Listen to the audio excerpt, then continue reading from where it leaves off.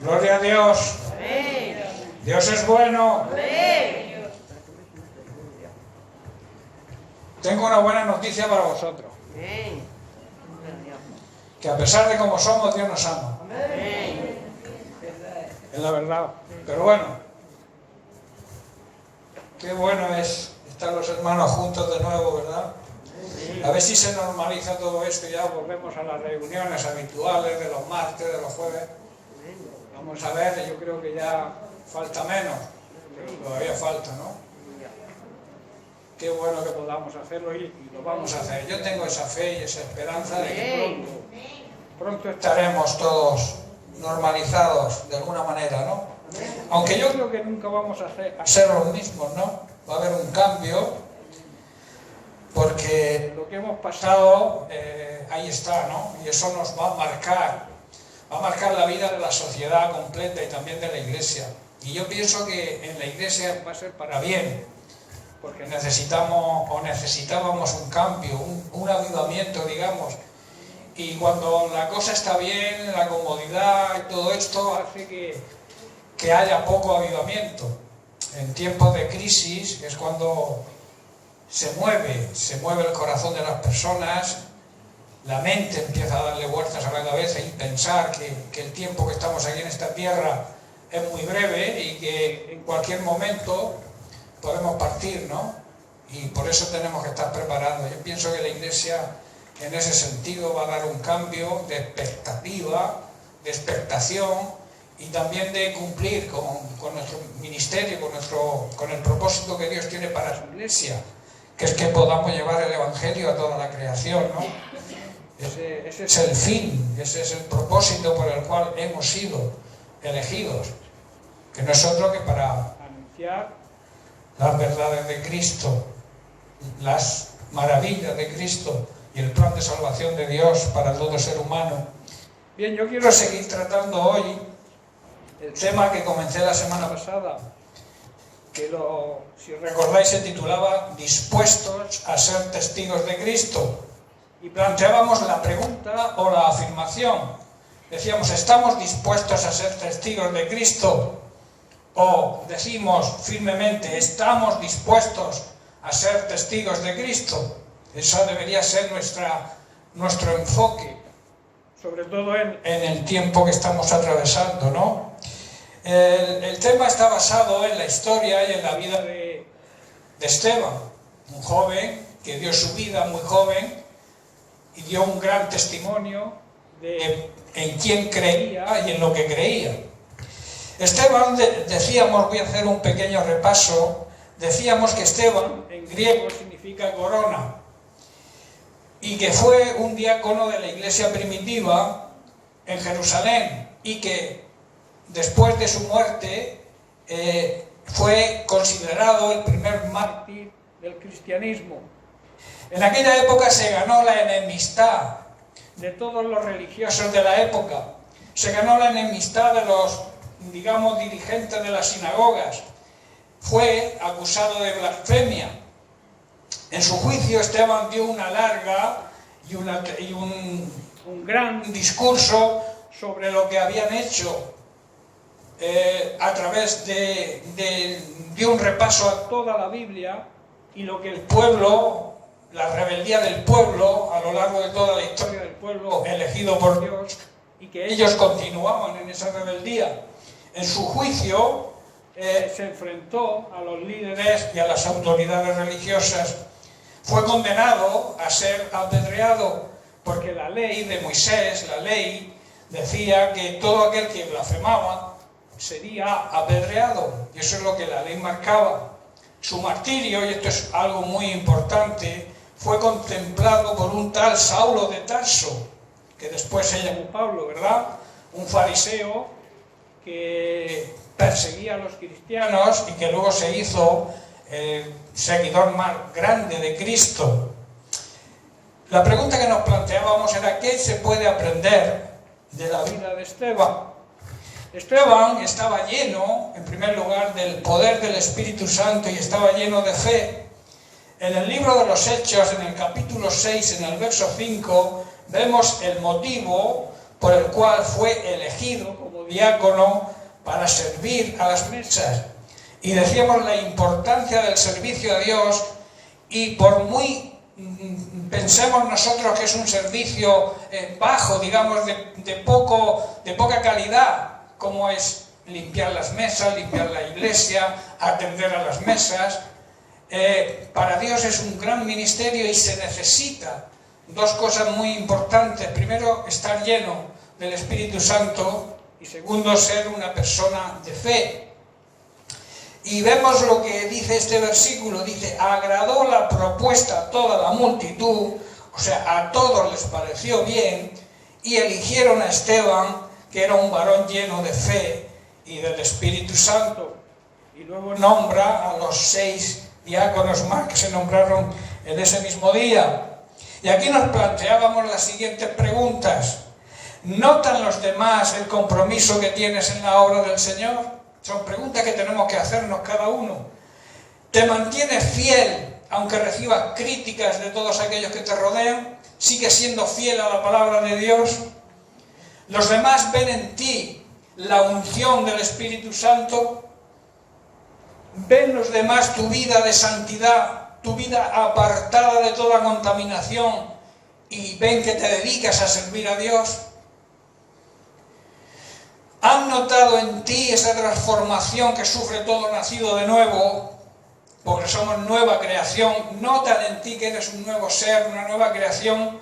¿O siguen viendo en ti la misma o el mismo persona que veían antes, solo que has cambiado de religión?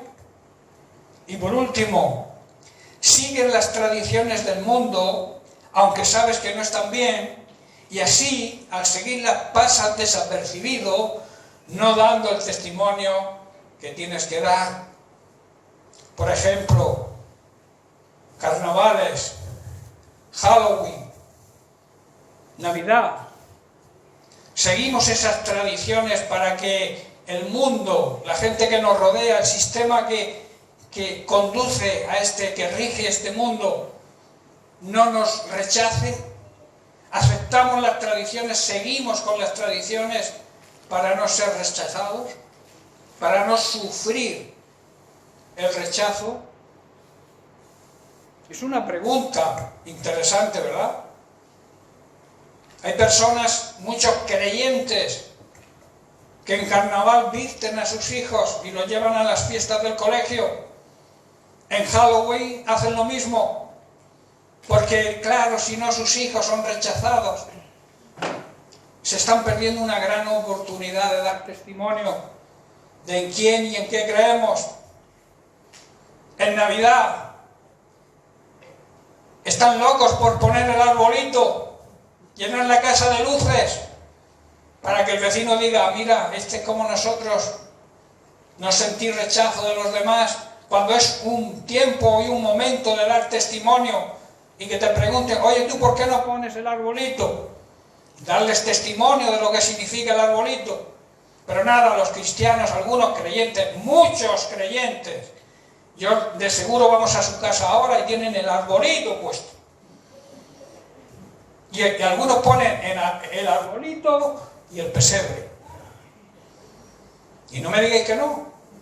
Podemos hacer la prueba. Si queréis, voy a la casa que me digáis.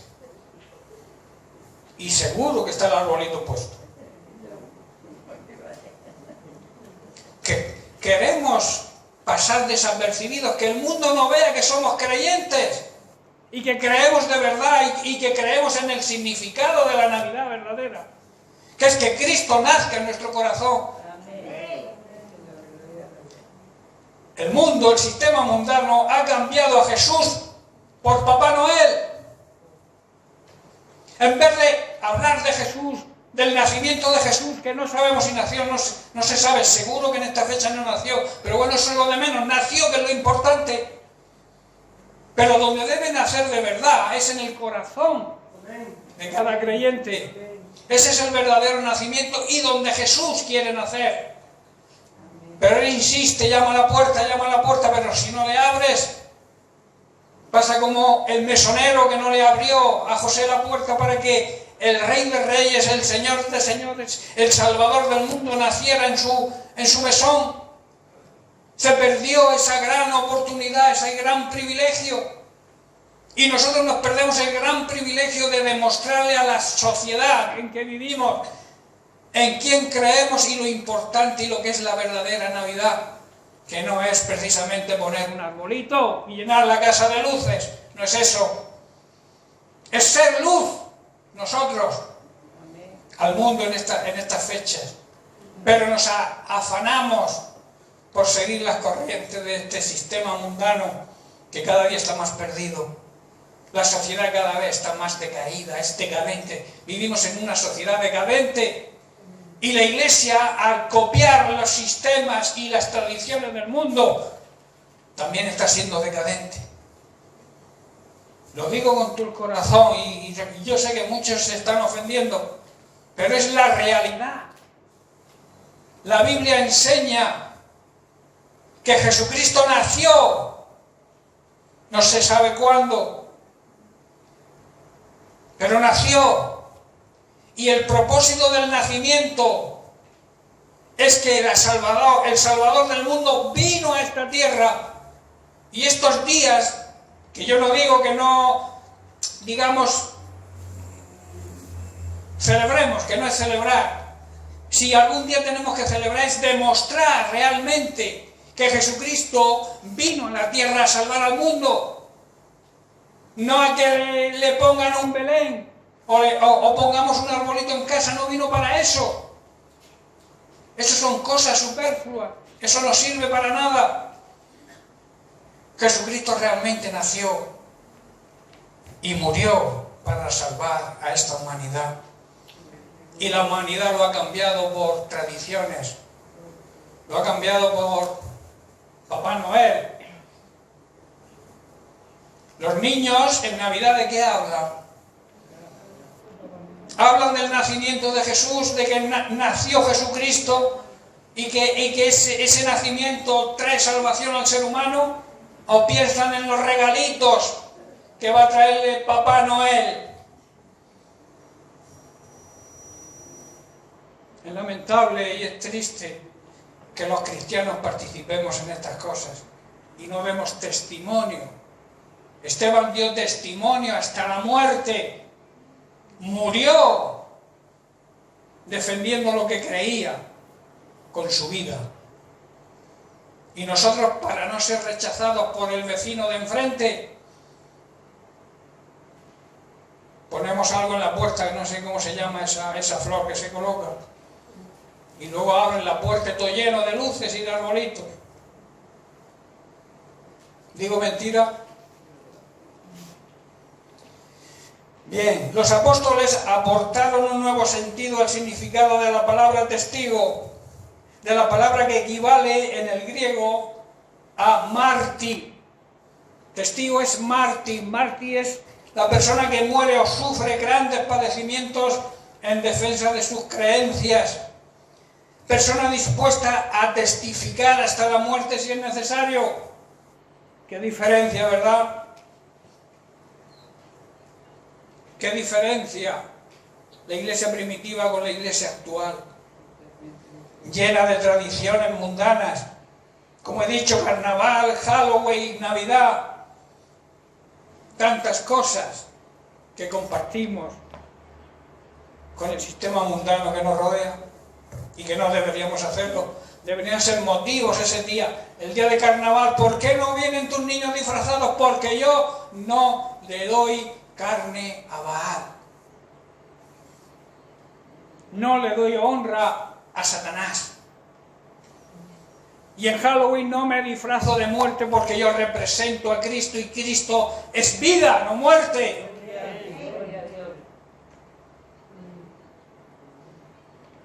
¿Estoy entendiendo, hermanos? La Biblia dice que por nuestra tradición invalidamos la palabra de Dios. Por practicar tradiciones mundanas, la palabra de Dios está en una silla de ruedas, está inválida. Como hemos visto, el concepto de mártir, la palabra mártir proviene en su etimología del griego martiros, de donde pasó al latín como mártir, siendo su significado testigo. Es un concepto que nace con el cristianismo. Se aplica a aquellos casos que las personas que, a pesar de ser sometidas a grandes torturas, incluso a la muerte, no reniegan de su fe, no tienen miedo al rechazo ni a la persecución, porque saben en quién creen, dan testimonio de su compromiso con Dios. Hermano, Dios te salvó, te sacó del lago cenagoso, puso tus pies sobre la roca que es Cristo. Y eso merece un compromiso por nuestra parte, ¿verdad? Que es no negar a Jesucristo. Y a veces lo negamos con nuestras tradiciones, lo negamos con nuestra forma de comportarnos para pasar desapercibidos.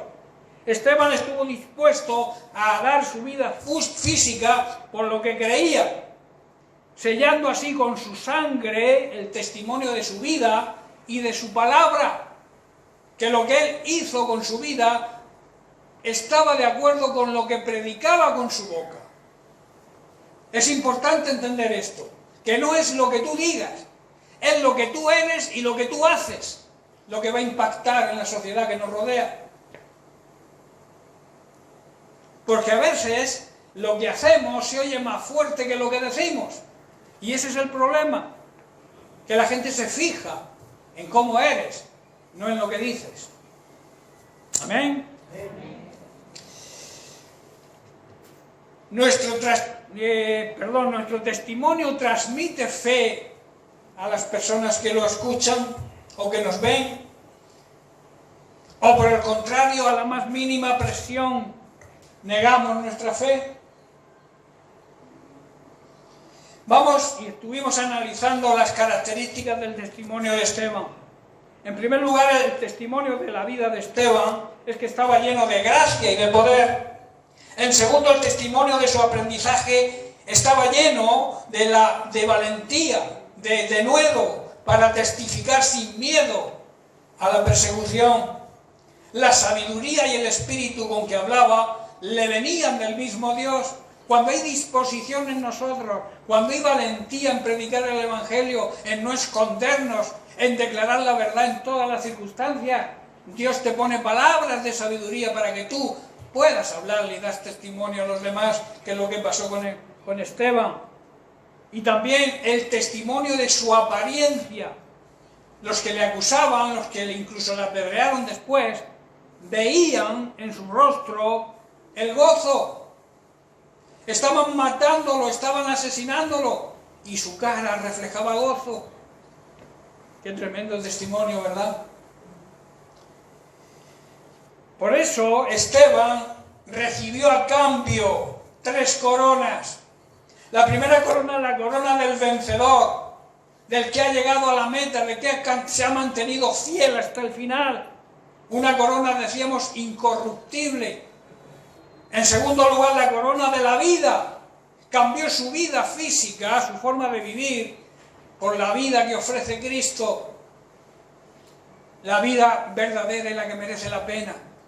Vivir la vida que Cristo quiere que vivamos, que es la vida eterna, comenzándola a vivir como anticipo aquí en la tierra y después la eternidad con Él en el cielo. Y la tercera corona es la corona del gozo de aquel que gana almas para Cristo. ¿Cuánto tiempo hace que no has ganado un alma para Cristo? ¿Cuántos, ahora que estamos, digamos, a final de año, queda poco, podemos hacer un repaso, un recuento de ver las personas que han aceptado a Cristo durante este año por nuestro testimonio? Podríamos hacer el balance, que cada uno se lo haga. Si no hay ninguna, no has podido sentir la corona del gozo, del regocijo de saber que con tu testimonio almas han conocido a Cristo. Esteban sí recibió ese gozo. En Primera de Tesalonicenses capítulo 2, verso 19, Pablo, aquel Saulo que estuvo presente en su muerte, en la muerte de Esteban, dijo: ¿cuál es nuestra esperanza o gozo o corona en que nos vamos a gloriar? Dice: no sois vosotros mismos, le está diciendo a los de Tesalónica, delante de nuestro Señor Jesucristo al tiempo de su advenimiento. En otras palabras, ¿qué es lo que nos da esperanza y nos da gozo y alegría en esta vida? Nuestra corona, nuestra recompensa sois vosotros. Estaba hablándole a sus hijos espirituales. Él sentía gozo por las personas que habían aceptado a Jesucristo como Señor y Salvador, con su testimonio, con su vida. Y Pablo también recibió esa corona. Los que crean por nuestro testimonio van a ser nuestra corona de gozo y esperanza. Si no se convierte nadie con nuestra vida y con nuestro testimonio, no experimentaremos nunca ese gozo. Dios nos eligió, Jesucristo en sus últimas palabras, el último mandamiento que nos dejó fue ese: id y predicar el Evangelio y recibir el gozo de ver gentes ganadas para mí. No dice eso exactamente, pero quiere decir eso. La gran comisión es un regalo, es un privilegio que tenemos. Ni los propios ángeles tienen ese privilegio. Y lo despreciamos con no llevándolo a cabo. Y a veces la gran comisión no es hablar, no es predicar de boca, es darles ejemplo, dar testimonio de tu vida, que tu vida refleje lo que crees. Y no te contamines con este sistema mundano que cada vez está peor. ¿O no? ¿Cómo está esta sociedad? Con tantas leyes que quieren aprobar, leyes en contra de la vida. Se valoran más los huevos del avestruz o del, no sé, de cualquier pajarraco por ahí, que el embrión de un ser humano. Hay que proteger los huevos del buitre leonado. Y si los rompes, te cargas una buena denuncia. Pero el embrión de un ser humano no tiene importancia. La mayor pandemia que hay hoy en el mundo es el aborto. Dicen que la suma de las dos guerras mundiales no llega al 10% de los abortos que hubo entre el año 75 al 95. El aborto es una guerra que mata a seres inocentes. Y se están aprobando esas leyes.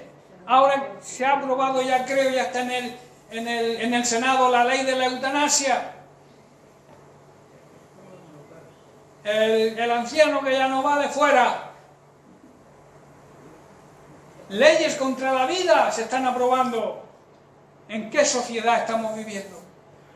No podemos contaminarnos con ellos. No podemos seguir sus tradiciones si queremos ser testimonio verdadero de la Iglesia verdadera y auténtica.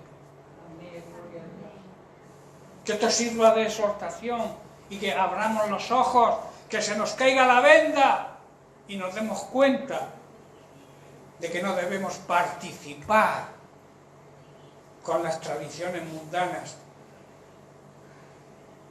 Ponte a predicarle, ahora que estamos en Navidad para el mundo, ponte a predicarles a esos que están de jarana o de juerga y de borracheras y de este tipo de cosas. Ponte a hablarles de Jesús que nació hace más de 2000 años. Te rechazan porque a ellos no les importa el nacimiento de Jesús. Lo que les importa es la fiesta y la mundanidad. Vivir, como ellos dicen, vivir su vida. Menuda vida. Coma etílico. Gente que muere con sobredosis. Esa es la vida. Esa es la vida que el mundo quiere vivir. ¿Sabéis por qué quieren vivir esa vida? porque no conocen la vida auténtica. Y tú y yo tenemos la obligación de hacérsela ver, de que ellos vean cuál es la verdadera vida. Pero pues claro, para ello tenemos que desmarcarnos de sus tradiciones y que ellos vean en nosotros que somos diferentes, que no somos los mismos con otro nombre. No sé si me estáis entendiendo lo que quiero transmitir en esta mañana. Quiero transmitir que nosotros estamos en esta tierra, pero somos ciudadanos del cielo y somos representantes del cielo aquí en la tierra. Y eso significa que donde tú estés, estás representando al cielo. Y la pregunta es, ¿qué representación estoy haciendo? ¿Qué ve el sistema mundano? ¿Qué ve la gente que me rodea? Mi familia inconversa, mis vecinos, mis compañeros de trabajo. ¿Qué están viendo en mí? ¿Que hago lo mismo que ellos? Pero eso sí, se me llena la boca de que yo soy cristiano evangélico. Y ellos dirán, ¿y qué? Si te veo hacer lo mismo que hago yo. ¿Es así o no? Es duro, pero es así. La Iglesia tiene que experimentar un cambio, pero un cambio radical. Dejar de jugar a religión, porque nosotros no somos religiosos, somos cristianos, creyentes, creemos, y como creemos, obedecemos a aquel a quien creemos. Y si no le estamos obedeciendo, estamos demostrando que no creemos. No sé si me entendéis. Pablo sentía el gozo y reconocía que su corona eran sus hijos espirituales y eran fruto de su testificar de Cristo. Ese es el mismo gozo que tuvo Jesús al sufrir por nosotros. En Hebreos capítulo 12, verso 2 dice: debemos fijar la mirada en Jesús, que es el autor. En otra versión, en otra traducción dice el campeón de la fe, donde se inicia y se perfecciona. Y dice, debido al gozo que le esperaba, Jesús soportó la cruz, sin importarle la vergüenza que ésta representaba. Y por ese motivo, porque no le importó la ignominia, la afrenta pública, la muerte en una cruz, ahora está sentado en un lugar de privilegio, en un lugar de honor, junto al trono de Dios el Padre. Esa era su recompensa y su corona. El gozo era que nos estaba viendo a ti y a mí salvos. Eran el resultado de su sacrificio. Y por eso se enfrentó a la muerte. O sea, el gozo que él iba a sentir por nuestra conversión era mayor que el sufrimiento que le esperaba, que era bastante, ¿verdad? En Filipenses capítulo 2, verso del 8 al 11, Pablo lo expresa de esta forma: mas Jesucristo, hallándose en la condición de hombre, se humilló a sí mismo, haciéndose obediente hasta la muerte y muerte de cruz. Y añade el verso 9, por eso Dios también lo levantó, lo exaltó sobre todas las cosas, lo puso por encima de todo y le dio un nombre que es sobre todo nombre. Y el verso 10 dice, para que en el nombre de Jesús se doble toda rodilla de los que están en los cielos, los ángeles, de los que están en la tierra, nosotros, y los que están en los infiernos debajo de la tierra, los demonios. Todos tienen que doblar la rodilla ante ese nombre. Y ese nombre lo ganó gracias a que estuvo dispuesto a dar su vida por nosotros. ¿Qué podemos aprender, por tanto, de la vida de Esteban y de su testimonio? Si analizamos toda su vida, vemos que el discurso que Esteban le dio a todos los religiosos era una acusación contra Israel y su fracaso como el pueblo escogido de Dios. el pueblo escogido de Dios, Israel, fracasó por su rebeldía, por no aceptar a Dios como hay que aceptarlo. A ese pueblo se le había dado la ley, se le había dedicado cosas santas y las promesas del Mesías. La ley que el pueblo elegido recibió, en esa ley se hablaba de la venida del Mesías. Y cuando el Mesías vino, no quisieron reconocerlo, lo rechazaron. Naturalmente, estas acusaciones que le hicieron no eran ciertas. No fueron por tanto bien recibidas por los judíos. No aceptaban eso. Como hay muchos hoy que, dígame usted lo que me diga, por aquí me entra por este oído y me sale por el otro. Eso era lo que los judíos hacían con los profetas y con aquellos que anunciaban la venida del Mesías. Incluso cuando el Mesías llegó, no quisieron aceptarlo porque no les gustaban sus enseñanzas. Porque una de las enseñanzas que decía es, la ley dice, ojo por ojo y diente por diente. Pero yo os digo, ¿qué dijo Jesús?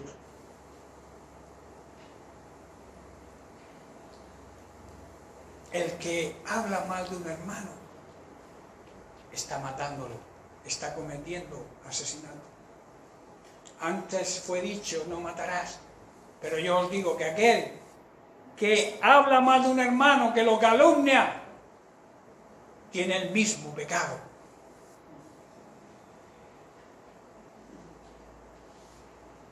¿Oísteis que fue dicho?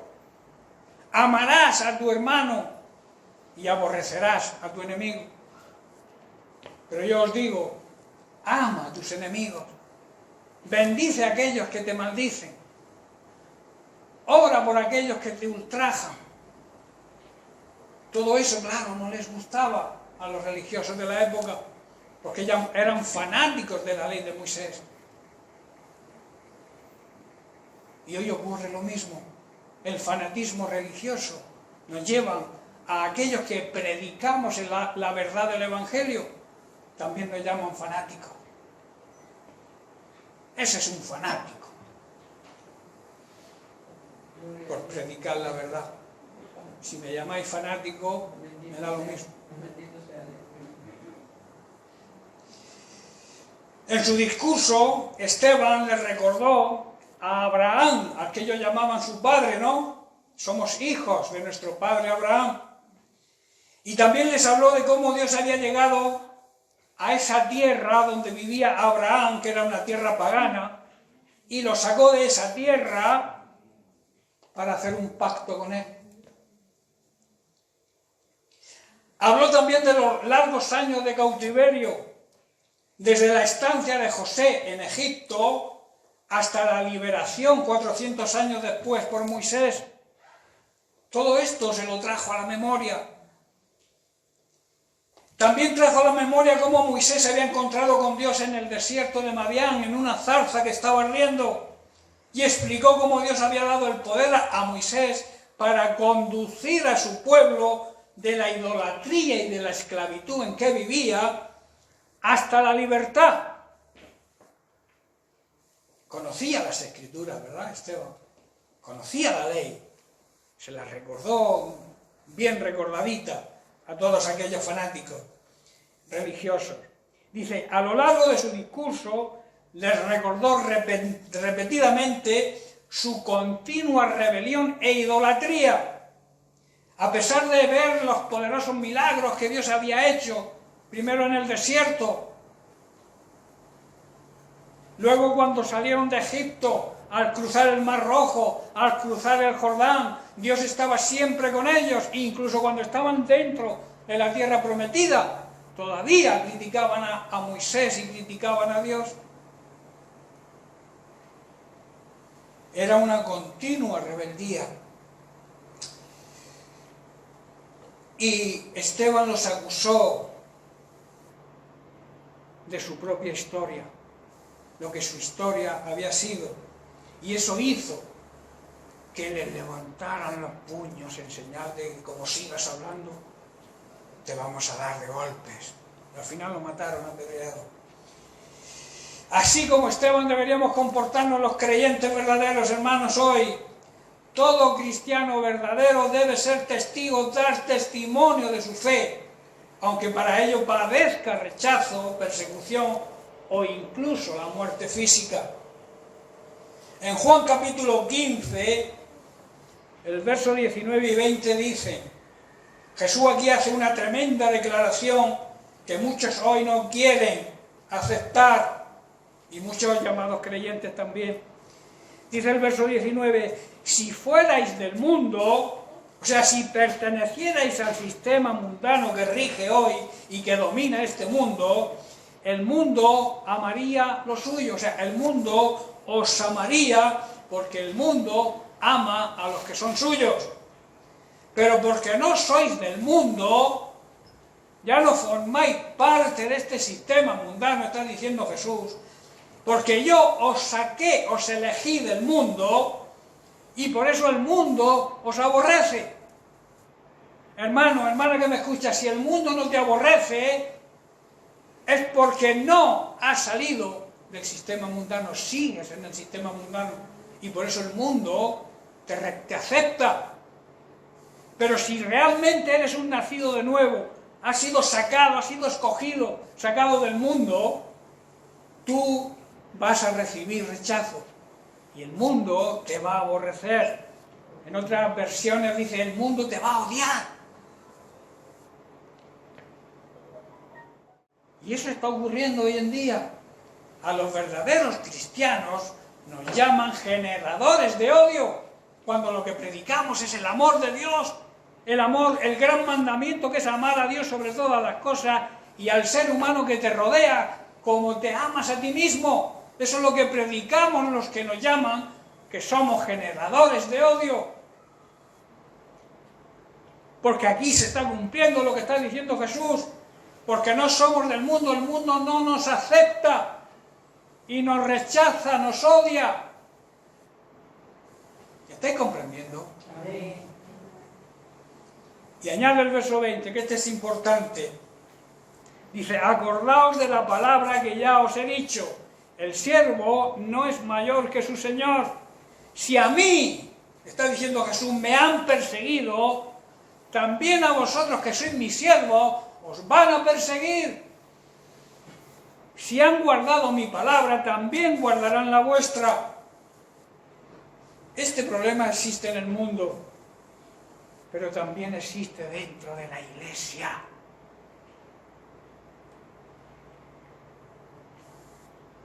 Al que sigue la verdad, como he dicho antes, al que sigue las enseñanzas de la palabra de Dios al pie de la letra y no se contamina con ninguna tradición, ninguna cosa mundana, lo llaman fanático.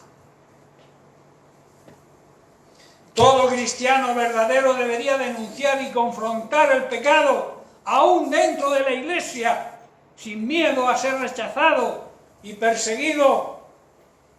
Dentro de la misma iglesia también hay rechazo y hay persecución por aquellos que son fieles a la palabra de Dios.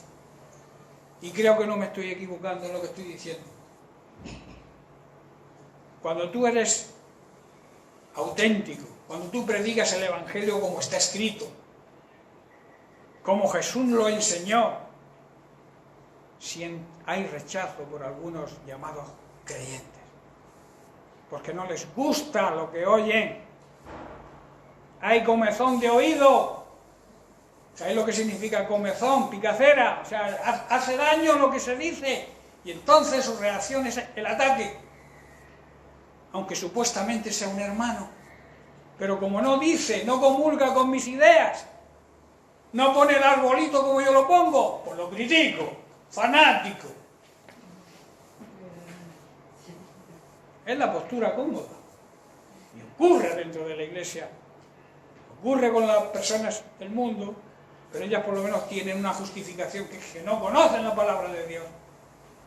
Pero hay muchos que la conocen pero quieren, digamos, un pastor a su medida, quieren un evangelio a su medida, que les permita hacer lo que ellos quieren hacer. A Esteban lo acusaron de blasfemia, y la ley de Moisés, como he dicho al principio, establecía que el pecado de la blasfemia merecía una sentencia de muerte y era la lapidación, o sea, morir apedreado. Justo antes de que estos, digamos, judíos arrogantes y no redimidos siguieron el castigo prescrito y comenzaron a apedrear a Esteban. ¿Y sabéis lo que vieron en su rostro? En el libro de Hechos, en el capítulo 7, en los versos 55 y 56, registra los últimos momentos de la vida terrenal de Esteban, justo antes de atravesar el velo que hay entre el cielo y la tierra. Dice así el verso 55, pero Esteban, lleno del Espíritu Santo, puesto los ojos, ¿dónde? En el cielo, vio la gloria de Dios y vio a Jesús que estaba a la diestra del Dios el Padre. Verso 56, y dijo, he aquí, veo los cielos abiertos. Él no estaba mirando a los que lo estaban apedreando, ni las piedras que llovían sobre él. Veía los cielos abiertos y al Hijo del Hombre que estaba a la derecha, a la diestra de Dios. Hay unos versículos en la carta de Pablo a los Colosenses que podrían haber sido escritas acerca de la vida de Esteban, pero son aplicables para nosotros hoy, los creyentes. Está en el capítulo 3, los versos 2 y 3. Dice Pablo, debéis poner la mira en las cosas de arriba. ¿Dónde estaba mirando Esteban? Las cosas de arriba, no en las de la tierra. Y el verso 3 dice, porque habéis muerto y vuestra vida está escondida con Cristo en Dios. Debemos pensar solamente en las cosas del cielo, no en las de la tierra, pues hemos muerto, está diciendo Pablo, a la vida mundana y hemos vuelto a nuestra vida pecaminosa, porque nuestra verdadera vida, vida que desea Dios darnos, está escondida con Cristo en Dios. Si tú quieres vivir la vida auténtica, ponte en las manos de Dios. Sigue las enseñanzas de Jesucristo. La vida de Esteban, y más aún su muerte, debe ser un ejemplo de cómo cada creyente verdadero debe esforzarse por vivir la vida auténtica, por empezar a vivir la vida eterna aquí, que es comprometidos con el Señor, aún que nos maten, aunque nos corten la cabeza. Fieles para predicar el Evangelio con valentía, sin miedo. Y conocedores de la verdad de Dios y dispuestos a ser usados por Dios para su plan y su propósito. Esas tres cualidades son importantes: compromiso, fidelidad y conocedores de la verdad, y predicarla con valentía para que el plan y el propósito de Dios se cumplan. Así como el martirio, el testimonio de Esteban fue una historia precisa y exacta, y es un ejemplo para todos aquellos llamados por el Señor, escogidos por el Señor. El testimonio de Esteban, hermano, debe seguir siendo para nosotros como un faro, como una luz que alumbre y que nos dé ejemplo de cómo debe ser la vida de un verdadero cristiano. Debemos seguir ese precioso ejemplo de entrega, ese precioso ejemplo de compromiso, ese precioso ejemplo de fidelidad hasta la muerte, como hizo este joven mártir, un chaval jovencito llamado Esteban. Es un ejemplo para nosotros, y por eso está en la Biblia, para que aprendamos del testimonio de un jovencito que no se dejó contaminar, que no se dejó influenciar por nada, se mantuvo fiel sabía que lo iban a matar y él seguía siendo fiel a aquel que lo salvó.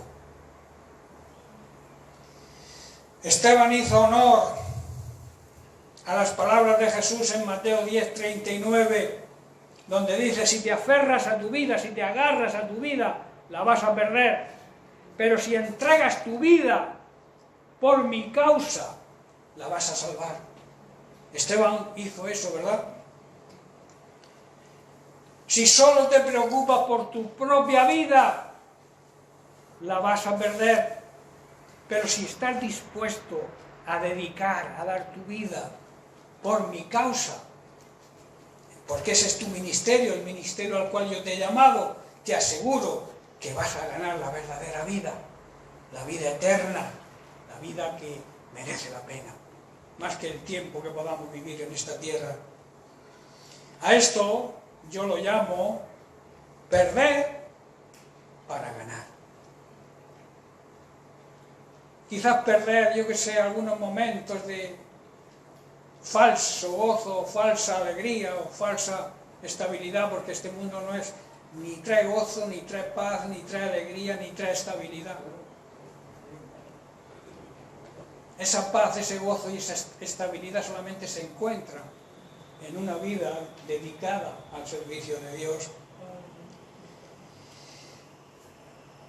Para ganar, hermanos, para ganar muchas veces tenemos que perder. Hay personas que no están dispuestos a perder nada y por eso se pierden grandes ganancias. Si tú estás dispuesto a perder parte de tus tendencias, de lo que tu carne quiere hacer, y empiezas a ser guiado por el Espíritu, a hacer las cosas que el Espíritu de Dios quiere que hagas, empezarás a vivir de verdad. Porque muchas personas, como yo suelo decir, existen, pero no viven. El verdadero cristiano vive.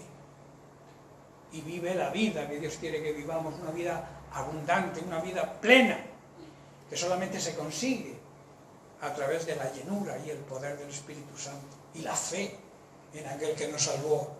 Por eso, para ganar muchas veces debemos estar dispuestos a perder. Hay quien dijo que para saber ganar, primero hay que saber perder, ¿no? No se suele decir muchas veces, qué mal perder tiene, ¿no? O no saber ganar. Para perder, para ganar muchas veces tenemos que estar dispuestos a perder. En nuestra vida cristiana, sobre todo, debemos saber vivir nuestra vida en Cristo y despreciar la vida que nos ofrece este sistema mundano, que nos lleva a la decadencia y nos lleva a un final terrible. Esteban perdió su corona, recordemos que su nombre significa corona, ¿verdad? Perdió su corona terrenal para ganar algo mucho mejor, que era la vida eterna. Perdió, pero ganó algo mucho mejor, y recordamos ya para concluir, ganó la corona incorruptible del vencedor, del que se ha mantenido fiel hasta el final, la corona de la vida eterna, la corona del gozo de ser ganador de almas. Hermanos, con su muerte, este joven, y con su testimonio y en su corta vida, ganó más almas que muchos que viven una larga vida, que yo los llamo cristianos de la secreta. ¿Sabéis por qué lo llamo así? Porque nadie sabe que son cristianos. Viven una vida cristiana en secreto, porque si me descubren, me rechazan. Y no quiero rechazo. Hermanos, si al Señor lo rechazaron, siéntete gozoso y feliz si te rechazan por causa de imitar a Jesucristo. Bien, pues termino con la pregunta del principio. ¿Estás dispuesto a dar tu testimonio de Cristo?